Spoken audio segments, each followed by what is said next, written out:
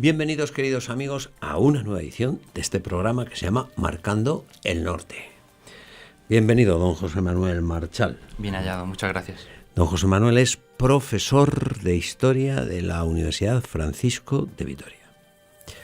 Es un experto en Edad Moderna, en los siglos de la Edad Moderna. ¿Qué entendemos en España por Edad Moderna? Bueno, el periodo de tiempo que va desde más o menos los finales del siglo XV hasta la Guerra de la Independencia contra los franceses. Eso es, y además él ha centrado su estudio, en su tesis doctoral, en Cisneros. Sí, su proceso de canonización, que no tuvo fruto. Al que hemos dedicado 2 programas que ustedes si no lo vieron en su momento, o lo quieren volver a ver, pues es muy fácil.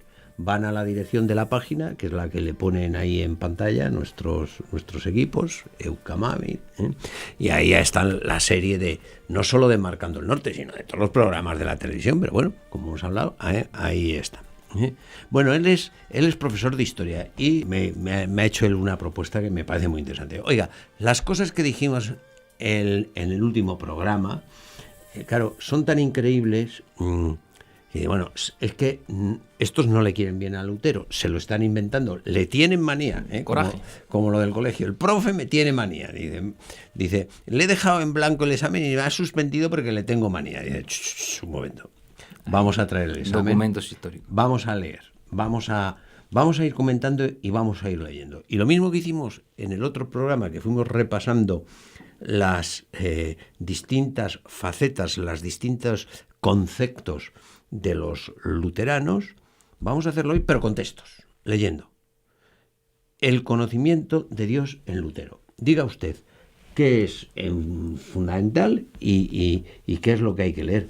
Yo, si quiere, usted lee uno, yo leo otro, nos repartimos el trabajo. Eso sí, usted me dice dónde tengo yo que leer y dónde lo tengo que leer. A ver. Yo se lo voy marcando.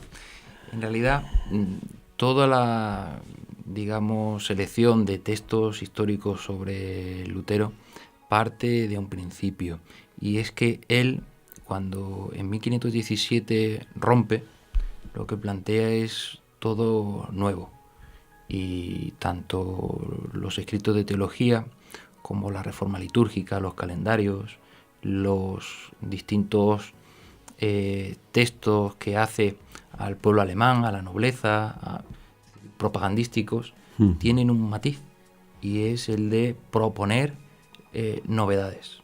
Y en todo su texto encontramos ese planteamiento de novedad, y además con un matiz, que es la imprenta. A Lutero, cuando escribe, sabe perfectamente que lo que escribe tiene un reflejo inmediato en semanas o en meses, en la imprenta, y una difusión extraordinaria. Eso dice mucho de un teólogo reformador que está escribiendo, porque sabe precisamente que no es un texto responsabilidad que tiene, claro. No es un texto para clase, no es un texto que quede ahí en su escritorio. Esa responsabilidad es extraordinaria. Y una selección, lo que usted ha dicho del el conocimiento de Dios, sí, de Lutero. Yo creo que es quizá el documento para inaugurar y abrir la sesión de hoy. Sí. Creo que es paradigmático. Si te parece, a ver. Comienza haciendo, es un comentario muy famoso el que hace la Carta de los Romanos, y hace el siguiente planteamiento: toda ascensión hacia el conocimiento de Dios es peligrosa, excepto la que pasa por la humanidad de Cristo, porque esta es la escala de Jacob por la que hay que subir. Y no hay otro camino hacia el Padre sino el Hijo, Juan 14. Por lo que dice, ninguno puede llegar al Padre si no es a través de mí. Y esto mediante el afecto, según el dicho del apóstol, Romanos 1. Las notas invisibles de Dios pueden contemplarse intelectualmente a través de las cosas creadas. Es decir, la relación entre la creación y el hombre. Otro camino son los misterios de la Escritura. Pero, ¿qué fruto han dado el uno y el otro? ¿Soberbia o desesperación? El conocimiento y la sabiduría, en efecto, hacen a uno naturalmente soberbio y presuntuoso, como dice el apóstol. O sea, una desconfianza en la razón, ¿no? De la ciencia. Y de la ciencia, ¿no? Lo que se nos ha dicho, sí. de que la cultura protestante... La ciencia hincha. Así, los filósofos, cuando llegaron al conocimiento de Dios, no les glorificaron como a Dios. O sea, esto es Es un ataque. un ataque directamente. Además, de toda tradición científica, precientífica europea. Bueno. Y a mí me sorprendía el decir, bueno, ¿y por qué se acusa a la Iglesia de ir en contra de la ciencia o del conocimiento de la razón? Cuando precisamente es al revés, ¿no? Y las iglesias reformadas tienen documentos históricos en los que sus fundadores atacan abiertamente ese aspecto, ¿no? Bueno. Me sorprendía. Creo que es un documento muy, muy interesante. Bueno. Para leer a los alumnos e incluso para comentar. Pasamos al siguiente aspecto. La fe luterana. La fe luterana. ¿Qué decimos aquí? La parte del texto en el que se trata del proselitismo. En el momento en que la reforma es exitosa, los príncipes, que tiene un apoyo rápido en la nobleza, es necesario ser proselitistas y es muy importante el aspecto de la predicación. Es algo propio de la devoción moderna, es algo propio de la mentalidad de los hombres de ese tiempo. Pero en la predicación, las iglesias reformadas detienen muchos de los conceptos fundamentales y digamos que son inventores de estilos oratorios, de oratoria, la creación de espacios destinados a predicar. Todos los hemos visto en las películas o en cualquier iglesia protestante, donde la presencia de un púlpito, un pedestal, el mismo Lutero, cuando quema la bula del Papa León X, en el año 21, construyó un pedestal desde el que hacer una arenga a la vez que quemaba la bula y la condena. Y por lo tanto, ese busco de la efectividad es extraordinaria. Eso genera, ese interés por la predicación, genera toda una tratadística.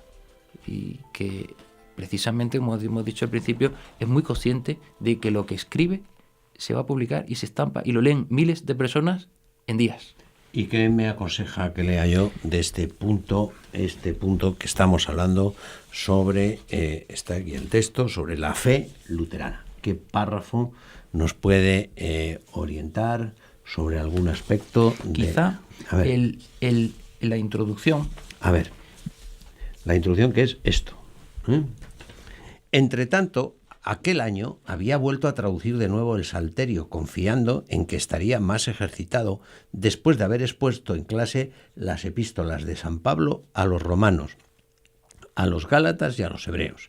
Se había apoderado de mí una ansia realmente llamativa por conocer al Pablo de la epístola a los romanos, mas hasta ese momento se había interpuesto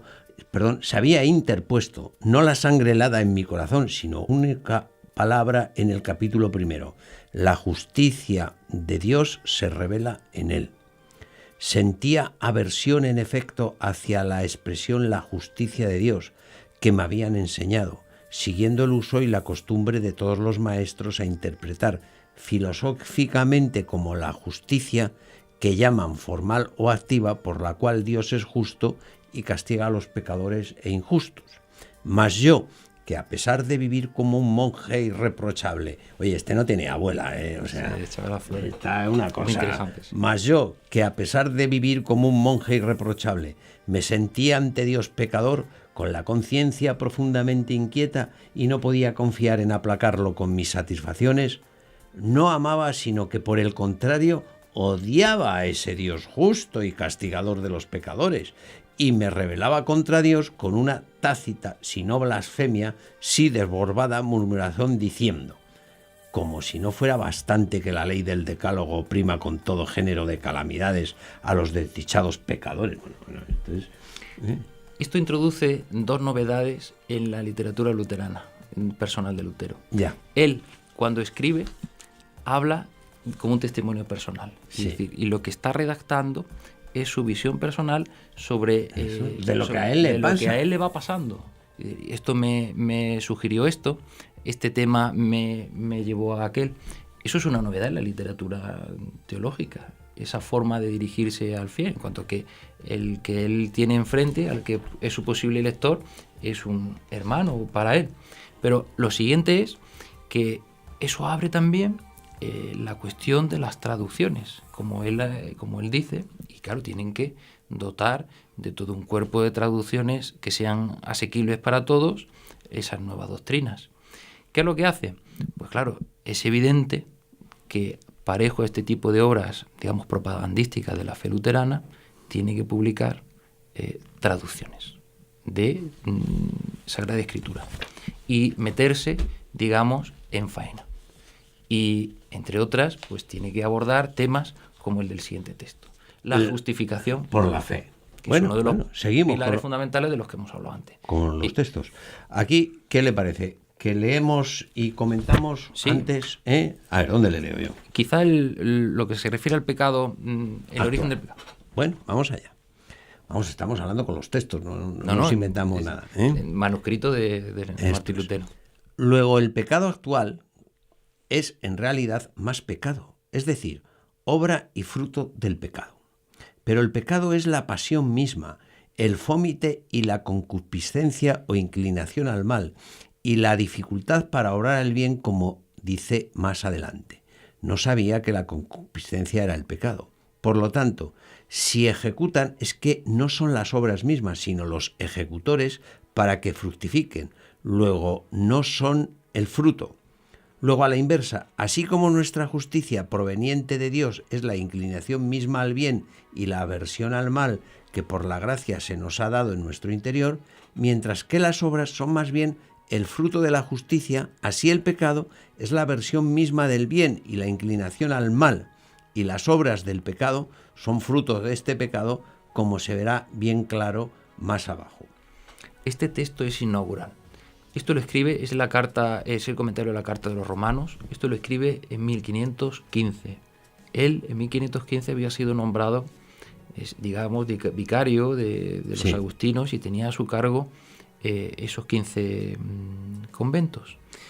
Ese comentario también abre lo que hemos dicho antes, esa necesidad de explicar a sus compañeros, a sus, digamos, súbditos, sus ideas para explicar lo de la justificación de la fe. Le era necesario establecer inicio de polémicas relativas a todo eso. Es decir, él no contaba todavía con ese momento, ni en primer lugar con la ruptura, ni contaba con todo un aparato como a partir de 1534 será la Biblia alemana. Es decir, todo este tipo de justificaciones están dentro todavía de la tradición crítica alemana, que tiene su principio en el fin del Concilio de Basilea, en Florencia y demás, donde la Iglesia alemana se había sentido muy perjudicada. La cuestión, junto con las indulgencias, fundamental de toda esa crítica teológica de los alemanes, pasaba por lo de la justificación de la fe. Por lo tanto, inaugura en él su crítica. Es decir, y en 1515.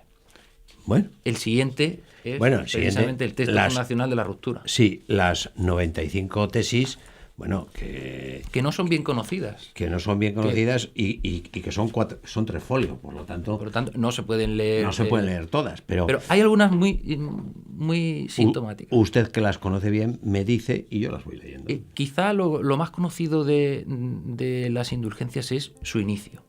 Nuestro Señor y Maestro Jesucristo, al decir haced penitencia, etcétera, quiso que toda la vida de los fieles fuera penitencia. Es decir, son sentencias.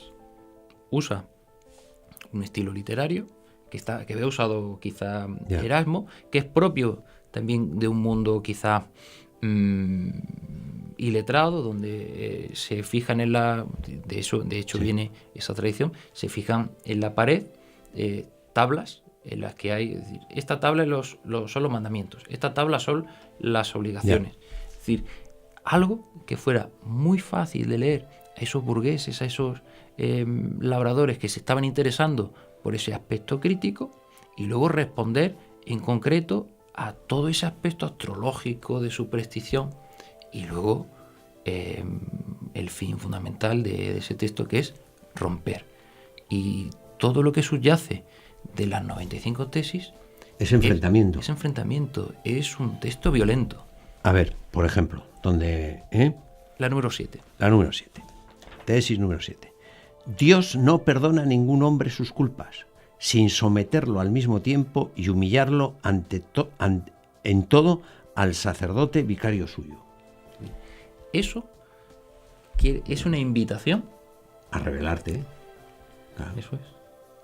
Aún así, esto es del año 17, todavía sigue manteniendo que puede haber un sacerdote que pueda establecer contigo una relación sacramental. No ha roto, pero la violencia del contenido es extraordinaria. Sí, y, o sea, es que transforma. Yo invitaría a leerlo transforma, a las 95 y entender qué tiene de ruptura. Lo que entendemos por el sacramento del perdón, donde uno sale feliz de confesar y tal, él sin embargo dice que eso lo que es humilla. Dice... Él, antes de, una vez que se hace fraile, cuando le sucede ese episodio y va a Erfurt, antes de que lo apliquen en 1512, se hace doctor en Sagrada Escritura, le sucede también un episodio personal en el que uno de sus superiores tiene que reconducirlo, en el sentido de que se abandona un poco y lo que se convierte es en un poco obsesivo de la culpa, de la confesión, que usaba la confesión, digamos, como un desahogo más que sacramental, más que del alma, casi psicológico, ¿no? Y que lo tienen que reconducir, incluso le obligan uno de sus superiores a estudiar e irse preparando, digamos, lo que puede ser presente la oposición para ser profesor de Sagrada Escritura. Es decir, se abandona y esa radicalidad, esa culpa está muy presente en ese espacio. Por lo tanto, mucho de su vida tiene mucho que ver con las cosas que escribe. Yo no sé si de las tesis hay alguna más que... Quizá las últimas, que son... Las últimas. Quizá. Vamos a por ellas. Las del tercer folio. A ver. Las tesis son una invitación a la conversión. Sí. Quizá las dos últimas, las 94 y 95, que son las exhortaciones, el llamamiento. 94. Hay que exhortar a los cristianos a que traten de seguir a su cabeza Cristo, por la pena, la muerte y el infierno. Y así confíen en entrar en el reino de los cielos, más por muchas tribulaciones que por la seguridad de la paz. Es esa exhortación, sigue el modelo textual de toda esa literatura crítica. Y además, la impresión que podía dar al testigo que ha visto esa ruptura, no físicamente colgarlas en la puerta de la iglesia, es esa, la de inauguramos con esto un vacío. Y luego además un hombre enfadado, que es la sensación. Sí. El dominico que le contesta, una de las cosas que dice es que no entendían... Bueno, estoy viendo aquí, si me permite, la 92, que esta dice, esto es como para acercarse a él. La tesis 92 dice: fuera pues con todos esos profetas que dicen al pueblo de Cristo, paz, paz, y no es paz. Este es un hombre atormentado. Eso es, está queriendo romper, sí, y no sabe cómo. Bueno, quizá podríamos ir a digamos, a la paz de Augsburgo. Venga, vamos a la paz. Después de lo de paz, paz y no es paz. La resolución religiosa del conflicto. Sí. Esta es la confesión, la del 55. La del 55. Venga. El documento número 8. La resolución del conflicto, después de cruentísimos conflictos, las guerras de religión que llevan al imperio, digamos, a ese prácticamente cataclismo en el que intervienen tantas partes, algo que amargó quizá el emperador Carlos, sí, cuando se retira y cuando decide, digamos, irse a Yuste. Eso ocurre en el 55, la paz de Augsburgo. Digamos que es la liquidación por cansancio en ambas partes del conflicto. La paz de Augsburgo lo que hace es fijar el principio de que el príncipe es soberano en lo espiritual y en lo jurisdiccional, en el aspecto de que el príncipe es aquel que va, si el príncipe es de religión reformada, sus súbditos tienen que serlo. Esa la irrupción de esa... Según sea la religión del príncipe, así será la religión de los súbditos. Eso marcará la historia europea, sí, prácticamente hasta la Revolución Francesa. Claro. Más que nada, también la intervención en Francia, la cuestión de los hugonotes y cómo la monarquía francesa, que es católica, adopta esa oposición, al principio beligerante, en los reinados de... Sí, pero eso es producto tolerante de la creación del Estado confesional de Lutero, que es el que lo crea. Dice, porque claro, el libre examen, leíamos en un programa anterior lo de los campesinos, dice, no, el libre examen solo lo tiene el príncipe. Ahora. Antes ha dicho que... Sí, pero ahora que me conviene estar al lado de los príncipes. Y claro, entonces el príncipe es el que decide cómo va a ser la religión de los súbditos. Así es. Claro. Lógicamente, los príncipes católicos dicen lo mismo de los suyos, sin separarse de Roma. Claro. Hay que entender todo ese momento como de un profundo cansancio. No solo físico, en la que se vea la figura del emperador envejecido, dolido ya por el paso de los años, donde Europa ha sostenido una serie de conflictos verdaderamente agotadores, donde la monarquía hispánica ha entrado en conflicto en dos ámbitos, tres ámbitos, con Francia, que tiene un papel equidistante de todo, que lo que propone es un ataque frontal a los Habsburgo, que es tolerante en determinados momentos con todo esto. La cuestión de los otomanos, que son, tanto por el Mediterráneo como por los Balcanes, uno de los ataques frontales, eso genera un temor. Y luego la propia guerra civil dentro del imperio. Ese triple engranaje convirtió a los hombres de mediados del siglo en profundamente abandonados y tengo aquí tristes, y que buscar la paz. El texto de la paz de Habsburgo, que solo tiene 6 folios. Es un comentario muy interesante. Merece... Lo que no sé es... Digamos, es el no documento, tenemos tiempo para... es el documento que cierra la selección que he hecho en cuanto que es un documento doctrinal que les lleva a fijar no un acuerdo, pues dígame, unos principios de trinchera. Dígame un párrafo, porque no tenemos mucho más tiempo para leer, me parece a mí.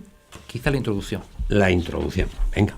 En tanto no se llegue a unos acuerdos y conclusión definitiva de la paz en la persistente división de la religión, ya sea en materia de fe o en materias profanas y seculares, y en tanto cuanto la cuestión de la división de la religión no sea elaborada y definida en todos los sentidos, de manera que ambas partes religiosas sepan finalmente en qué relaciones mutuas se hallan, los estados y sus súbditos no podrán gozar de una seguridad garantizada y permanente.